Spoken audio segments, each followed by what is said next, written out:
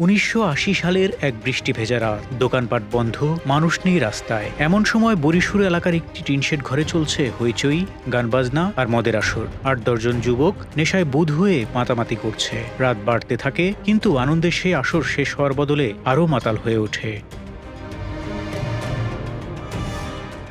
রাত প্রায় ৯টার সময় হঠাৎ করে দরজা ভেঙে ঘরে ঢোকে ৫-৬ জন অস্ত্রধারী। তাদের দুজনের হাতে পিস্তল, বাকিদের হাতে ধারালো রামদা ও চাপাতি। ঢুকেই তারা লক্ষ্য স্থির করে দুই যুবককে আলাদা করে টেনে নেয়। মুহূর্তের মধ্যে ঘর ভরে যায় চিৎকার আর রক্তে।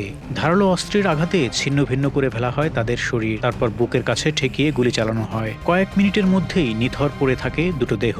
হত্যাকারীরা সেখান থেকে বেরিয়ে যায়। বৃষ্টি আর অন্ধকারে মিলিয়ে যায় তাদের পায়ের শব্দ। পরদিন সকালে নদীর ধারে ভেসে ওঠে আয়ুব ও মিন্টুর লাশ। এই নির্মম হত্যাকাণ্ড ছিল বৈঠকি খুনের অন্যতম দৃষ্টান্ত। আর এর জনক ছিলেন পুরান ঢাকার ত্রাস আকবর হোসেন, যিনি আকবর শেঠ নামে পরিচিত ছিলেন। দাওয়াত দিয়ে খুন করার এই ভয়ঙ্কর কৌশলই পরবর্তীতে আন্ডারওয়ার্ল্ডে পরিচিত হয় বৈঠকি খুন নামে। আন্ডারওয়ার্ল্ডের দুনিয়ায় এটি ছিল নতুন এক হত্যার ধারা। সেই সময়ে পুরান ঢাকার কেউ যদি বৈঠক বা দাওয়াতের কথা বলতো, আন্ডারওয়ার্ল্ডের লোকেরা ভয় পেত, কারণ জানতো এ দাওয়াত মানেই হয়তো মৃত্যু।